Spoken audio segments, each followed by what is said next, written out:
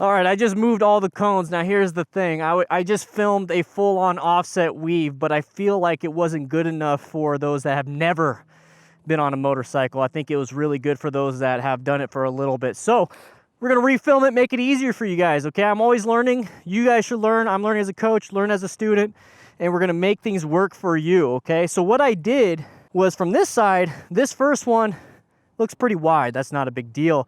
That's about 4 feet from each other. This one is just a normal from the straight line weave.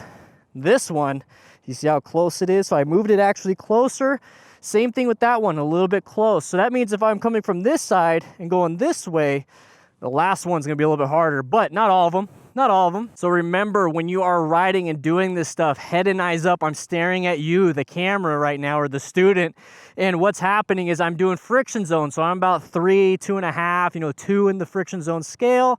I'm gonna give it maybe a little throttle, maybe not, just how I feel. And what I'm doing is gripping the tank, looking forward, and just moving my arms and moving my hips, being like, yeah, baby, dance with the bike, dancing with the bike.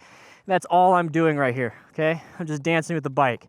Now, it might feel like you're going too fast. Well, pull in the clutch a little bit, maybe get a little bit of throttle, match it up. That's what we're practicing on top of a little bit of the movement. Remember, guys, this is starting, stopping, and a little bit of steering. So let's go ahead and get on that side, come this way, and then go that way, and I'm gonna give you some more pointers. All right, we're gonna go ahead and park up over here.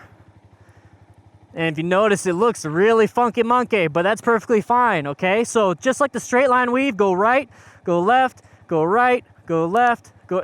I think I got it backwards, but anyways, you get it. Friction zone, head and eyes up, go left, go right. I'm looking straight. Okay, I'm just dancing with the bike. Okay, now I gotta go wide. Oh crap, now I gotta go wide again. That's perfectly fine. Now I'm gonna come over here and slow down, pull in the clutch, pull on the brake, in gear. Now I'm gonna turn left, turn right, and come back around. Now, if you notice, it was kind of like, That's because all I did was use friction zone, and then every time it was I gave it a little bit of throttle. So one thing I can do to smooth it out, because that's the goal, smooth, is more practice. Honestly, guys, don't feel like you screwed up, like you're doing it wrong. It's just gonna take a little bit more practice, and if your goal is smoothness, you're gonna figure out what it is you need to do. Now, a little jump start on that. The reason why, like I said, it's jumping is because I'm letting out too much clutch and I'm giving it too much throttle. So one thing you can do is give it a little bit of rear brake, and it's gonna make it to where it's gonna be a little bit smoother. Remember, guys, practice, practice, practice. Keep doing this till you feel comfortable, and then move on to the next exercise. The one thing I don't want you to feel is that you're consistently failing and you're like, screw this, I need to take a class. But honestly, at any point, if you feel like, oh man, I just need to take a class, this is just way too much, then please do so. But don't give up on yourself. There's quite a bit that you can learn and do on your own. And I honestly did all of this on my own, and then I took a class about 5-7 years into riding. I learned a ton in the beginner class, but the thing is, I still learned how to ride on my own. So you could do it if I could do it. But if you're having trouble, please take a class in person with somebody, okay? So what I'm gonna do here is I'm gonna go left of this cone, go right, left, right, and I'm gonna use a little bit of the rear brake, and that's why I'm facing this way, so you can see the brake light go on. So I'm at here, there's the rear brake. So look at the next cone, which is gonna be way over there. So look forward. So you see how I'm like, oh, I hit that cone, but you see how I'm going slow? I'm dragging that rear brake, and I'm doing direct steering with friction zone. But you see, look how slow I'm going. Okay, that's a lot of the rear brake. It's gonna smooth and slow you down quite a bit.